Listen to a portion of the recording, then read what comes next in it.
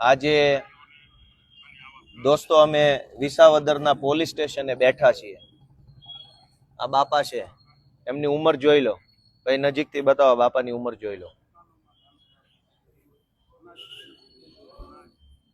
વિસાવદરના અંદાજે જાહેર થયા મુજબ 5 ગામ, અને હજુ જેની જાહેરાત નથી થઈ પરંતુ નાના મોટા ફોન આવી રહ્યા છે ડરતા ડરતા, એવા 20 ગામમાં સરકારી અનાજની ચોરી થઈ છે. ઓછામાં ઓછા લગભગ 2 થી 3 કરોડ રૂપિયાના સરકારી અનાજની ચોરી વિસાવદરમાંથી થઈ છે. અમે અહીંયા પોલીસ સ્ટેશને એફઆઈઆર લખાવવામાં આવ્યા છે. તો પોલીસ જે કઈ અધિકારીઓ છે એ માફિયાઓ માટે કામ કરતા હોય એવી રીતે વર્તન વ્યવહાર કરે છે, છાવરે છે. તપાસ કરું છું, ચેક કરું છું, કેટલો જથ્થો ગયો, ક્યાંથી જથ્થો ગયો, આ બધું તપાસ ચાલે છે એમની. ગરીબ માણસ પોલીસ સ્ટેશન આવે તો વગર તપાસે પૂરી દેવાનું, પણ ગુંડાઓની વિરુદ્ધમાં ફરિયાદ લખાવવા ધારાસભ્ય પોતે આવે તો ફરિયાદ નહીં લખવાની. વિસાવદર પંથકના લગભગ તમામ ગામડામાં ગરીબ માણસોને જે સરકારી અનાજનો જથ્થો મળે છે, મજૂરી કરતા માણસ હોય, છેવાડાના માણસ હોય, ગરીબ માણસ હોય, એને 2-5 કિલો ઘઉં ચોખા મળવા પાત્ર છે. આ જથ્થાની પણ અહીંના વિસાવદરના સત્તા પક્ષના સમર્થનથી ગુંડા માથાભારે તત્વો જે છે એ ચોરી કરી જાય છે. હરેશભાઈ, આખી વાત આ બાજુ ફરી જાઓ, આખી વાત કરો એટલે આવતી જશે. આ બાજુ ફરીને કયો, આખી શું ઘટના છે? આખી ઘટના એવી છે કે વિસાવદરમાં અનાજ ચોરી ઘણો ટાઈમથી થાય છે, પણ પોલીસને ખબર છે, મામલતદારને ખબર છે, બધાને ખબર છે કે આ ચોરી થાય છે, લોકો સુધી નથી પહોંચતું, પણ આ બધા આંખ આડા કાન કરે છે. પણ આજે એવો બનાવ બન્યો કે હું છેલ્લા 15 દિવસથી રેકી કરતો હતો કે માલ આવે છે કે કેમ, પણ આજે 1 તારીખ આજ દિવસ સુધી કોઈ ગામમાં માલ આવ્યો નહીં. આ લોકોએ શું કર્યું, 16 તારીખે આગલી 16 જૂન, હા, ચૂંટણી પહેલા લોકોને મેસેજ નાખી દીધો કે તમને માલ મળી ગયો. આવો મેસેજ બધાને જતો રહ્યો છે, પણ માલ ખરેખર નથી મળ્યો. જૂન મહિનાનો. હા, અને મામલતદારમાંથી એવું જાણવા મળ્યું છે કે 6 અને 7મા મહિનાનો માલ એક સાથે આપી દેવામાં આવ્યો હતો 6 મહિનામાં. અચ્છા, 2 મહિનાનો ભેગો માલ. એટલે આ ચોર લોકોએ શું કર્યું કે આ ગરીબ જનતા, ગરીબ માણસો પાસેથી અંગૂઠો લઈ લીધો અને માલ મન આવે 2 કિલો 5 કિલો આપી દીધો અને 2 મહિનાનો ઉધારી દીધો. એટલે આ મોટો જથ્થો ગમે ત્યાં ગાયબ થયો છે. આખા વિસાવદર, ભેસાણ અને બધી જ જગ્યાએ 2 મહિનાનું અનાજ સરકાર તરફથી આવ્યું. 6 મહિનાનું અને 7માનું, એટલે કે જૂન જુલાઈનું 2 મહિનાનું એક સાથે અનાજ આવ્યું. આ વિસાવદરની અંદર રહેલા, ભેસાણમાં રહેલા ભાજપ સમર્થિત ગુંડાઓએ એવું કામ કર્યું, કેટલાક ડીલરોને દબાવ્યા. બધા ડીલરો ખરાબ નથી, મેં પણ વ્યક્તિગત રીતે જાણકારી મેળવી. એફપીએસના ડીલરો, સસ્તા અનાજની દુકાનના જે ડીલરો છે એ પણ ઘણા સારા માણસો, કેટલાક લોકો છે, એમને પણ ગુંડાએ ધાકધમકી મારી. અને ઘટના એવી બની છે કે 2 મહિનાનું અનાજ સરકારમાંથી આવ્યું, એટલે જે ગરીબ માણસ હોય, બીપીએલ કાર્ડ ધરાવતો હોય કે અંત્યોદય કાર્ડ ધરાવતો હોય, એને ઓછામાં ઓછું 50 કિલો કરતાં પણ વધુ અનાજ મળવા પાત્ર છે. ગુંડાઓએ એવું કર્યું કે 5-5, 10-10 કિલો અનાજ આપી દીધું. 2 મહિનાનો અંગૂઠો લઈ લીધો. અંગૂઠો લીધા પછી 10 કિલો અનાજ આપ્યું અને વ્યક્તિ દીઠ અથવા કૂપન દીઠ વધારાનું તમામ અનાજ જે છે એ બારોબાર વેચી માર્યું છે. આવી રીતે ઓછામાં ઓછો 4 થી 5 કરોડ રૂપિયાનો અંદાજિત કૌભાંડ આ આખા પંથકની અંદર ગુંડાઓએ કર્યું છે. એ હવે સ્પષ્ટ થઈ ચૂક્યું છે. ગામડામાં, અનેક ગામડામાં અમે ફોન કર્યા તો કોઈને પણ અનાજ મળેલ નથી 2 મહિનાનું ભેગું. ડીલરો સાથે વાત કરી તો કેટલાક ડીલરોએ જાહેરમાં આવવાની ના પાડી, ડરના માર્યા, પણ બાકીના લોકોએ આ વાતને કબૂલી કે હા ભાઈ, અમારે ત્યાં આવી ગુંડાઓએ ધાક ધમકી કરી, તમે જો અનાજ અમને નહીં વેચો તો આવું તેવું થઈ જશે. ટૂંકમાં વિસાવદર તાલુકાના, ભેસાણ તાલુકાના હજારો ગરીબો જે મહેનત મજૂરી કરે છે, ખેતરમાં મજૂરી કરે, દાડીએ જાય છે, સાવ નિરાધાર જીવન જીવે છે, એમનો આધાર માત્ર ને માત્ર મજૂરી, અને મજૂરીથી 2 પૈસા કમાય અને સરકારી ઘઉં ચોખા લાવીને ખાય.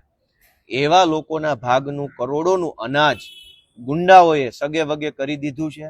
બધું જગ જાહેર છે. છતાંય બપોરના 12 વાગ્યાથી, આજે 1 તારીખ છે, બપોરના 12 વાગ્યાથી અમે અહીંયા છીએ બધા હાજર, હરેશભાઈના નેતૃત્વમાં. અત્યારે 5 વાગ્યા છે. 5 વાગ્યા છે, છતાંય હજુ પોલીસ એફઆઈઆર લખવા તૈયાર નથી, મામલતદાર આંકડા આપવા તૈયાર નથી, પુરવઠા શાખા જે છે એમની પાસે કોઈ હિસાબ નથી.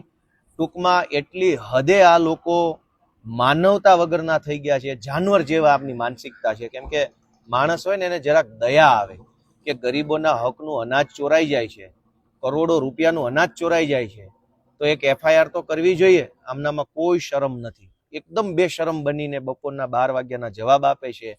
ભાજપના નેતાઓને ફોન કરીને વારે ઘડીએ પીઆઈ પૂછે છે કે સાહેબ ફરિયાદ લઉં ના લઉં, કોનું નામ લખું કોનું ના લખું. આવો તમાશો પોલીસ સ્ટેશનમાં હાલે છે. હમણાં 15મી ઓગસ્ટ આવશે, સ્વતંત્રતા દિવસ, 15 દિવસ પછી આ બધી ગેંગ જે છે આ બધા પોલીસ સ્ટેશનના ઝંડા લઈને ફરે, સ્વતંત્રતા દિવસ ઉજવશે. પણ આમાં સ્વતંત્રતા છે ક્યાં? ગુંડાઓની ગુલામી કરે છે પોલીસ ખુદ. આ વિસાવદરના ઇન્સ્પેક્ટર રોહિત સાહેબ ક્યાં ગયા? પોતે ગુંડાઓની ગુલામી કરે છે. વિસાવદરના અનાજ માફિયાઓને પીઆઈ ઇન્સ્પેક્ટર રોહિત સાહેબ એક શબ્દ નથી કહી શકે એમ, કેમ કે ગુલામી કરે છે.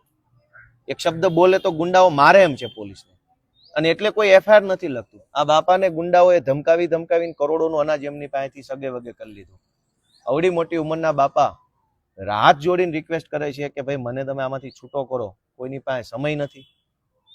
આમાં ક્યાં 15મી ઓગસ્ટ ને ક્યાં સ્વતંત્રતા દિવસ આવ્યો? ગુંડાઓની ગુલામી, અધિકારીઓની ગુલામી, નેતાની ગુલામી. તો સામાન્ય માણસ માટે આઝાદીનું મહત્વ જ ક્યાં છે? અને આઝાદી આવી જ ક્યાં છે? હજુ તો આઝાદી જ બાકી છે, તો શેની 15મી ઓગસ્ટ? એટલે હું બધાને વિનંતી કરું છું કે ભાઈ હવે બધા લડાઈમાં સપોર્ટ આપો. અહીંયા વિસાવદરની અંદર કરોડો રૂપિયાની અનાજ ચોરી થાય છે. એની અંદર પુરવઠા શાખાના માણસો ભળેલા છે, મામલતદાર ઓફિસનો સ્ટાફ ભળેલો છે, સ્થાનિક ગુંડાઓ જેમાંથી કેટલાક લોકોને તાલુકા જિલ્લા પંચાયતના સભ્યોનું સમર્થન છે એવા ગુંડાઓમાં ભળેલા છે. અને બહુ મોટી ગેંગ છે આ. અને બધી જ ગેંગ એકાબીજાને બચાવે છે. પોલીસ મામલતદારને બચાવે, મામલતદાર ગુંડાને બચાવે, ગુંડાને પાછું નેતા બચાવે, નેતાને બીજા બચાવે. આખી ગેંગ એકાબીજાને બચાવે છે.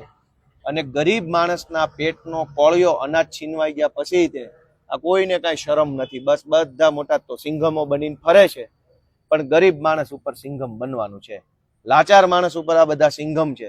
અનાજ માફિયા વિરુદ્ધમાં ફરિયાદ આપવા અહીંયા અમે બધા આવ્યા છે. બાબા ફરિયાદી છે તો ફરિયાદ લેવાતી નથી એમની.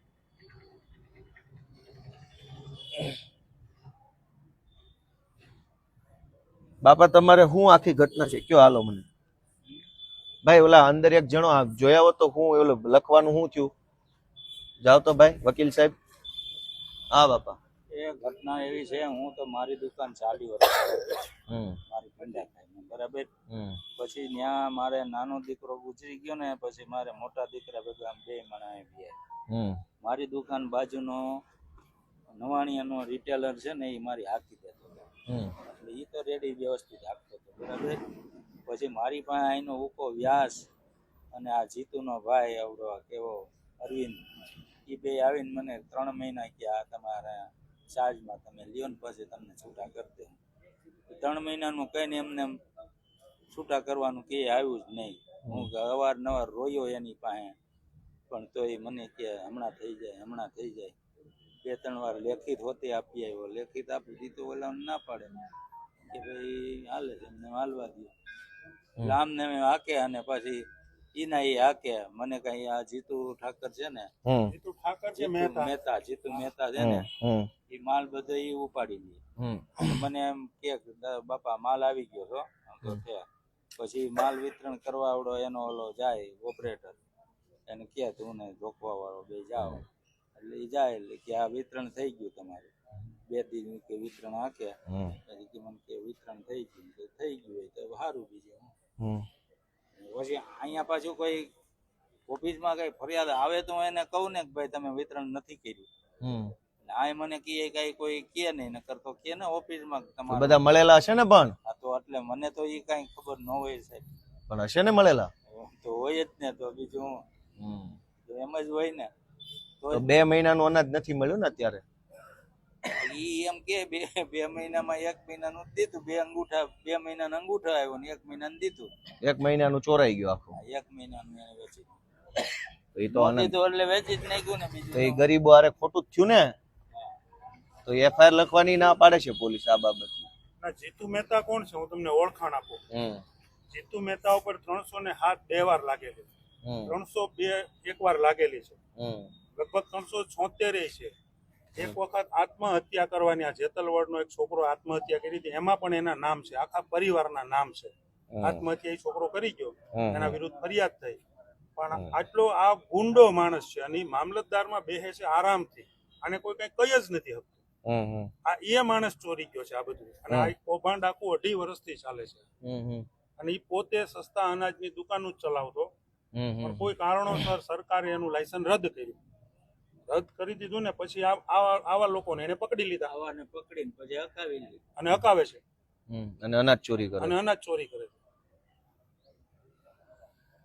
કાઈ નહીં, હાલો જોઈએ. પીએ સુનારા સાહેબ બિંદાળા 4 અહીંયાથી આવે પછી અત્યારે આપણું કાંચન એમનું પડ્યું આપણે આગળ આવી જાય. તો કાઈ નહીં, બધા મિત્રોને ભાઈ ગામડે બધાને ફોન કરો, બધા જેટલા જેનું અનાજ ચોરી થઈ બધાને બોલાવો ભાઈ, ફોન કરો બધા. જેના પીઆઈ નહીં આવે ત્યાં સુધી તમામ એફઆઈઆર લોકો નહીં આવો. લખાય.